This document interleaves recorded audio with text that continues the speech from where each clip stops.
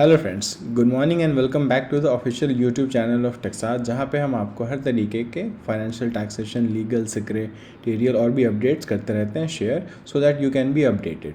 तो जल्दी से चैनल को सब्सक्राइब कर लें, क्योंकि इतने सारे वीडियोस हैं अभी, और भी बहुत सारी वीडियोस हम डालते रहते हैं, सो दैट आप अपडेटेड रहें, तो कोई भी वीडियो आपसे मिस ना हो। तो आज के इस वीडियो में बेसिकली हम जो बात करने वाले हैं वो टॉपिक है income tax filing for a NGO. और इसमें क्या एग्जम्पशंस मतलब होते हैं टैक्स के, या फिर कैसे क्या होता है, तो हम इस बारे में आज बेसिकली हम बात करेंगे। तो स्टार्ट करते हैं कि सबसे पहले एनजीओ है क्या। एनजीओ का मतलब है आपका कि नॉन गवर्नमेंटल ऑर्गेनाइजेशन या नॉन प्रॉफिट ऑर्गेनाइजेशन। तो ये बेसिकली इनका जो मोटिव है वो होता है कि आपका सोशल वेलफेयर का, प्रॉफिट मोटिव नहीं हो सकता है। द वर्ड चैरिटी, चैरिटी मतलब है altruism in thought and action. It involves an idea of benefiting others rather than one's self, ये सुप्रीम कोर्ट ने कहा था। तो सिंपली इसका मतलब ये है कि खुद के बेनिफिट के लिए ना करके दूसरों के बेनिफिट पे। तो एनजीओ का मतलब सिंपली बेसिकली ये है। तो अब हम फॉर्म तो कर लें, जैसे कि अब बहुत सारे लोग ऐसे हैं कि जो फॉर्म करना चाहते हैं, बट आपको अगर कोई वेलफेयर करना है तो उसके लिए पैसे भी आपको चाहिए। खुद के पास जितने हैं जो हैं वो तो आप डालोगे ही, लेकिन अगर और भी बड़े स्केल पे करना है तो आप कहाँ से कर पाओगे। तो आपको चाहिए उसके लिए पैसे, कहीं और से भी लोग दें, बट लोग आपको पैसे क्यों देंगे, किसी एनजीओ का या किसी को भी लोग पैसे क्यों देंगे। बहुत कम ऐसे लोग हैं जो कि एक्चुअली सोशल वेलफेयर के लिए देते हैं। मैक्सिमम लोग ये चाहते हैं कि क्या फ़ायदा होगा, तो उसके लिए गवर्नमेंट ने ऑप्शन लाया हुआ 80G का।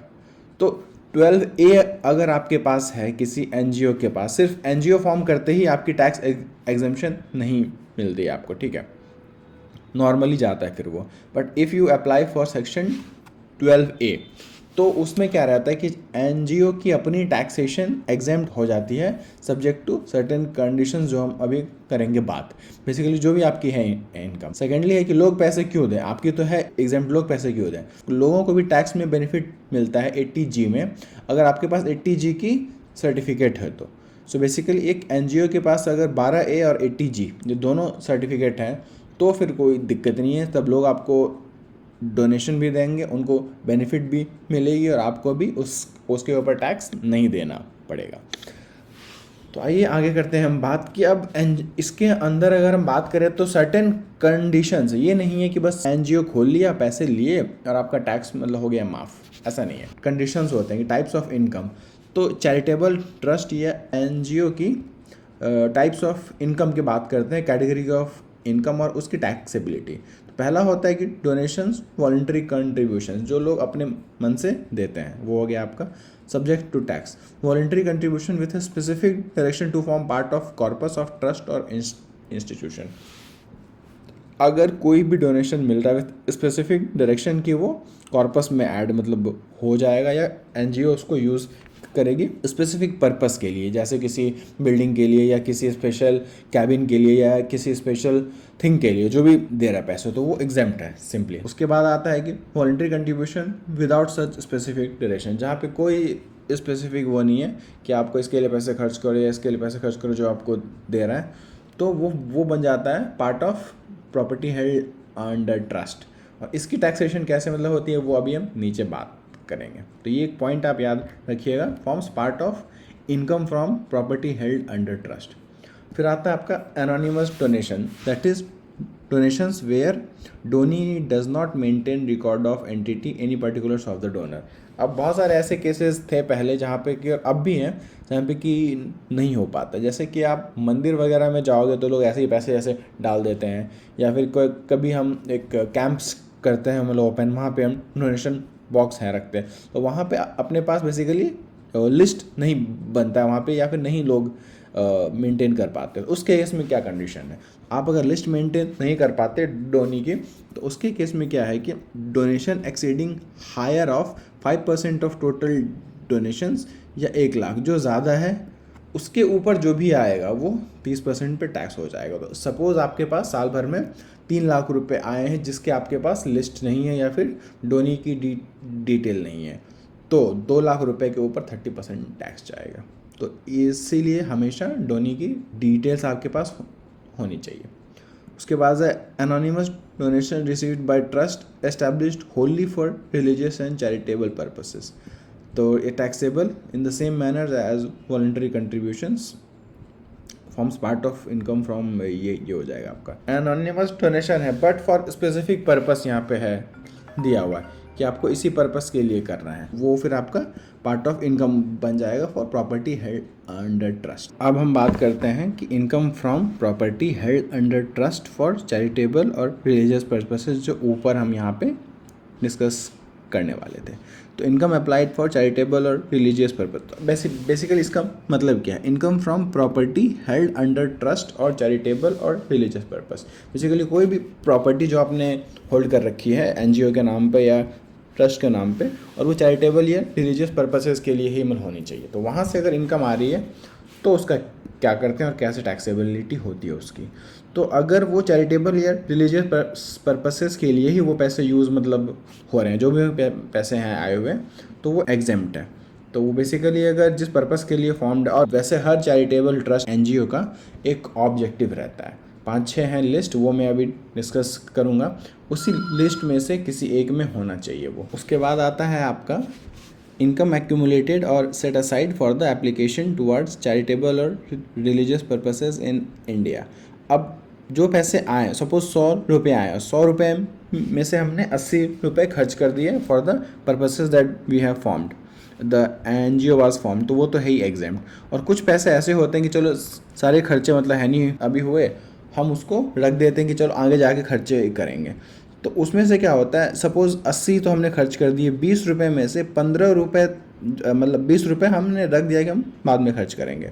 उस 20 में से 15 रुपये जो हैं वो एग्जेम्प्ट हैं, क्योंकि बेसिकली अगर कोई भी एनजीओ फॉर्म होती है तो उसको रनिंग के लिए, मेंटेनेंस के लिए, बाकी सारे चीज़ें जो भी लोग होते हैं, या फिर मेंटेनेंस कह सकते हो आप, एक रनिंग कॉस्ट, उसके लिए भी खर्चे हैं लगते। तो टोटल डोनेशन का 15% उस खर्चों के लिए साइड कर दिया जाता है। 85% आपको बेसिकली डोनेशन के लिए खर्चे करने हैं, मतलब सोशल वेलफेयर के लिए खर्चे करने होते हैं।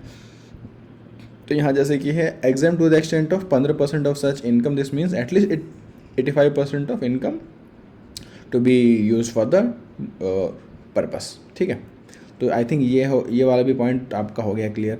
अब आता है income from property held under trust created for charitable purpose which tends to promote international welfare in which India is interested. अब जैसे इस्कॉन है, यहाँ इसकी जो ब्रांचेज है that is all over the world, और ऐसे ही करके बहुत सारे और हैं एनजीओज जिनकी की ब्रांचेज इंटरनेशनली भी है, which is to promote Indian culture या इंडियन उसके हिसाब से चीज़ें हैं। तो CBDT आइदर बाय जनरल और special order has directed that such income shall not be included in the total income of trust, तो ये भी एग्जेम्प्ट है। उसके बाद है आपका capital gain from asset held under trust in whole. तो अगर बहुत बार क्या रहता है कि प्रॉपर्टीज़ हैं या फिर एसेट्स हैं, कुछ भी हैं, उसको बेचना पड़ता है, तो उसमें से जो भी गेन आते हैं, तो net consideration is utilized fully for acquiring another capital asset. तो जो भी नेट कंसिडरेशन है, सपोज 20 लाख सेल करके आई और 20 लाख ही हमने यूज़ कर लिया for buying a new asset in the name of NGO, तो उसके केस में टोटल एग्जेम्प्ट हो जाता है वो। और अगर पार्शियली है तो पार्शियली के हिसाब से फिर capital gain utilized in excess of cost of old asset transferred is considered to have been applied for charitable and religious purposes। अब सपोज 20 लाख की प्रॉपर्टी थी, हम 20 लाख में हमने बेचा और नई प्रॉपर्टी हमने 25 लाख में लिया, तो 5 लाख विल बी एग्जेम्प्ट, क्योंकि 20 तो हमारे पास पहले से ही आई हुई है। तो ये इस तरीके से काम करता है। और जैसा कि मैंने कहा था कि 12AA में रजिस्टर्ड अगर है तो ही बेनिफिट मिलती है एग्जेम्पशन की, नहीं तो नहीं मिलती है। How should income be apply to be exempt, तो जो मैं बात कर रहा था कि रीजंस, तो वो अभी ये हैं सारे रीज़न जिस चीज़ के लिए एनजीओ फॉर्म होती है।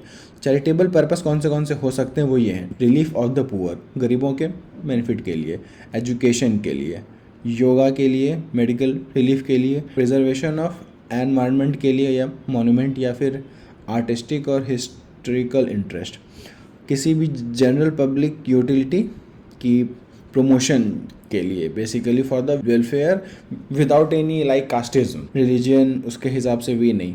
और जैसे क्या होता है बहुत बार एनजीओ फॉर्म करने के बाद साथ में कुछ ऐसे नॉर्मल से चीज़ें भी होती हैं जिससे कि रेवेन्यू आता है। तो रेवेन्यू अगर आ रहा है लेकिन वो टोटल रिसीप्ट का या डोनेशन का 20% से कम रहना चाहिए, तो फिर वो एग्जेम्प्ट ही रहता है। नहीं तो अगर वो आपका ज़्यादा है तो फिर वो टैक्सेबल में आ जाता है आपका। अगर जैसे कि बहुत बार क्या रहता है कि हमने किसी एनजीओ में चॉकलेट्स या डिस्ट्रीब्यूट होते हैं, सेल होता है, या प्रसाद जो होता है वो बिकता भी है, तो वो आपका रिसीट से 20% के टोटल से कम चाहिए आपका होना, तो एग्जाम्प्ट रहता है, वरना फिर वो भी टैक्सेबल हो जाता है। In addition income utilized for purchase of capital asset, repayment of loan, for purchase of capital asset, revenue expenditure, donation to trust, ये सारे भी एग्जाम्प्ट में कंसिडर होंगे। तो ये बेसिक थोड़ा बहुत राइट अप है। अब बात करते हैं कि what if 85% of income is not applied. जैसे हमने बात करी है कि कोई भी एनजीओ की टैक्स एग्जेम्पशन उसको तब मिलेगी अगर उसके पास पहला कंडीशन है 12A है, और उसके बाद दूसरा कंडीशन है कि 85% से ज़्यादा वो सोशल वेलफेयर के लिए खर्चे करता है। बट व्हाट इफ़ अगर नहीं कर पाता किसी कारण से, तो क्या होती है, अब हम उसके बारे में बात करेंगे। बहुत बार क्या रहता है कि जो पैसे मिलते हैं, अब वो हमें सपोज़ किसी ऑर्गेनाइजेशन किसी एनजीओ में किसी एक बिल्डिंग को बनाना है, या किसी एक मंदिर को बनाना है, या कुछ भी ऐसा एक बड़ा काम करना है जिसके लिए ज़्यादा पैसे चाहिए। तो हर साल तो उतने पैसे नहीं आते, तो जो भी डोनेशन आती है हम उसका कुछ पोर्शन कर देते हैं सेव, या कॉर्पस फंड में डाल देते हैं। हम उसको पैसे जमा करके वो बड़े काम के लिए यूज़ करेंगे। और वो बड़ा काम हम बेसिकली कब तक कर सकते हैं, तो 5 साल तक कर सकते हैं। तो आप 5 साल तक उस पैसे को अक्यूमुलेट कर सकते हो, और अपनी ITR में स्पेसिफाइड चीज़ें होती हैं मेंशन करने के लिए, आप वहाँ पे उसको मेंशन करेंगे। तो 5 साल तक आप उसको कैरी फॉरवर्ड करके लेके जा सकते हो, और 5 साल बाद आप जब उसको यूज़ करते हो तो वो वैसे भी एग्जेम्प्ट रहता ही है आपका। बट 5वें से आप उसको 6वें साल नहीं ले पाओगे। तो ये बेसिक कारण है, ये चीज़ें हैं, ठीक है। Accumulation of 85% of income of trust furnish, ये फॉर्म 10 में आपको वो चीज़ फाइल करनी होती है। बाकी ये बेसिक राइटअप्स है, वो आप यहाँ से रीड कर सकते हैं। अब अगर वायोलेट करते हैं हम कुछ कंडीशंस को, जो कंडीशन थी अभी जो जिस पे हमें एग्जेम्पशन मिल रहा है, और वायलेट करते हैं, तो कब टैक्सेशन में जाता है वो, आज वो अभी वो देख लेते हैं। If income is applied for purpose other than charitable और रिलीजियस, जो भी पैसे हमें थे मिले, हमने उसको चैरिटेबल या रिलीजियस पर्पसेस में ना खर्चे करके किसी और में किया, तो कब टैक्सेशन होगा, जिस साल में हमने उसको खर्चे किए हैं किसी और पर्पसेस के लिए, उसी साल में। Income ceases to be invest, हम जो 5 साल के लिए हम पैसे हमें आगे चाहिए रहते हैं, हम उसको बैंक में ना रख के कहीं ना कहीं करते हैं इन्वेस्ट, और वो भी एनजीओ के सम गाइडलाइंस में ही रहता है, आप कहाँ कहाँ पैसे डाल सकते हो। ये नहीं कि आपने FD कर दिया कहीं भी और अपने हिसाब से उसको म्यूचुअल फंड वगैरह में डाल दिया और अर्न कर रहे हो, नहीं, सर्टेन गाइडलाइंस में आपको वो चीज़ देखना पड़ता है। तो अगर वहाँ से इन्वेस्ट नहीं हो के आप बाहर निकाल के कहीं और भी कर देते हो, तो जिस साल आपने उस पैसे को निकाले और कहीं और डाला, उस साल में वो टैक्सेबल में आ जाएगा। एक्यूमुलेटेड फंड्स जो हैं, अगर आपने उसको जो भी सेट असाइड करा था, अगर 5 साल तक यूज़ नहीं करा है तो 6वें साल में उसके ऊपर टैक्स लग जाएगा। Donated to trust registered under section 12 year in which donated, अगर हम बहुत बार क्या रहता है कि NGOs वगैरह किसी और NGO को भी डोनेशन दे सकते हैं, बट आपको ये देखना है कि वो NGO भी 12AA और 80G में रजिस्टर्ड है। अगर वो नहीं है और फिर आप उसको पैसे दे रहे हो तो वो भी टैक्सेबल हो जाएगा जिस साल भी आप दे रहे हो। तो ये बेसिकली था इसका मतलब। अब हम बात करेंगे कि where should accumulated income be invested, तो वो एक्यूमुलेटेड इनकम जो है कहाँ इन्वेस्ट करना है हमें, जो हम पैसे को सेट असाइड कर रहे हैं। तो investment in government saving certificate UTI, post office savings bank, scheduled bank, cooperative bank, immovable property में इन्वेस्ट कर सकते हो आप, सेंट्रल गवर्नमेंट के फंड्स वगैरह में सिक्योरिटी में कर सकते हो, company debentures fully and unconditionally guaranteed by central और स्टेट गवर्नमेंट जो है वहाँ कर सकते हो, पब्लिक सेक्टर कंपनी में कर सकते हो आप इसको, और पब्लिक फाइनेंशियल कॉरपोरेशन में भी कर सकते हो। बट आपको एग्जाम्पशन नहीं मिलेगा अगर no exemption is available to the following incomes of trust institution, entire income from property held under trust for private religious purposes. अब रिलीजियस पर्पसेस का तो मीनिंग पता ही आपको, अब ये पब्लिक होना चाहिए। प्राइवेटली अगर आप कर रहे हो, जैसे कि कुछ लोग मिलके अपने घर में जगराता करवा रहे हैं, तो वहाँ के लिए अगर आप पैसे खर्चे कर रहे हो तो वहाँ पे एग्जाम्पशन नहीं है। किसी भी स्पेशल पर्टिकुलर रिलीजियस कम्युनिटी और कास्ट के लिए बेनिफिट नहीं होना चाहिए, किसी स्पेसिफाइड पर्सन के लिए यूज़ नहीं होना चाहिए, एज पब्लिक के लिए होना चाहिए। जैसा ऊपर लिखा हुआ है वैसा अगर हम इन्वेस्टमेंट नहीं करते हैं इसके अकॉर्डिंगली तो भी वो टैक्सेबल में आ जाता है आपका। और ये 2 रीज़न है, आप देख सकते हैं इसको। स्पेसिफाइड पर्सन कौन है? अब यहाँ जो स्पेसिफाइड पर्सन था कि स्पेसिफाइड पर्सन के यूज़ के लिए अगर आप करते हो तो एग्जेम्प्ट नहीं मिलता, टैक्सेशन में आ जाता है। वो क्या? ऑथर और फाउंडर ऑफ ट्रस्ट और इंस्टीट्यूशन। किसी का अगर सब्सटेंशियल इंटरेस्ट है NGO में, 50,000 रुपये डोनेशन से ज़्यादा दिया है तो उसके लिए अगर आप खर्चे कर रहे हो बेसिकली, तो in case author founder person HUF members of HUF। तो अगर सपोज आपका कोई फाउंडर या ऑथर जो है उसका HUF है और उस HUF के किसी मेंबर के लिए भी आप अगर ये चीज़ें करते हो, कोई भी ऐसे खर्चे हैं, तो वो भी एग्जेम्प्ट नहीं है। Trustee, manager, tuition, relative, any concern person जिसका 50% से ज़्यादा का कंट्रीब्यूशन है, सब्सटेंशियल इंटरेस्ट, तो बेसिकली रिलेटेड पार्टी जो भी किसी तरीके से NGO से रिलेटेड है, आप अगर उसके लिए खर्चे कर रहे हो तो वो एग्जेम्प्ट नहीं है। Capital gains. कैपिटल गेंस के बारे में वैसे मैंने ऊपर एक्सप्लेन कर दिया था, बट यहाँ बेसिकली ये है कि ये राइटअप है, आप इसको भी देख सकते हैं कि कैपिटल गेंस एग्जेम्प्ट कब होता है। तो जितने वैल्यू की आप प्रॉपर्टी बेच रहे हैं उससे ज़्यादा की अगर आप कर रहे हैं बाय, तो जो एडिशनल आप पेमेंट कर रहे हैं वो एग्जेम्प्ट होती है। क्योंकि 20 लाख आपने, इस केस में आपने देखो 25 लाख में खरीदा है, 20 लाख में बेचा है, तो नेट आप 5 लाख ही कर रहे हो इन्वेस्ट, तो 5 लाख एग्जेम्पशन में जाएगा, बाकी तो आपके पास फंड्स थे। फ्रीक्वेंटली आस्क्ड क्वेश्चन कुछ ये है, तो आप इसको रीड ऑन कर सकते हैं। तो I hope I am able to help you. अगर फिर भी आपको कुछ और क्वेरी रह जाता है या फिर कुछ भी क्वेश्चंस आपको रह जाती हैं तो आप हमें कमेंट करके पूछ सकते हैं। और NGO की टैक्स फाइलिंग करना इतना ईजी नहीं है, it is very like sensitive. एक गलती और आपकी पूरी टैक्सेशन में इशू आ सकती है। तो do find a good financial doctor who can help you file the same. And आप अगर हमसे करवाना चाहते हैं या हमसे बात करना चाहते हैं फॉर एनी क्वेरी, तो you can reach out to us on this number or this email ID. Thank you so much. Think Tax, Think Tax Aj.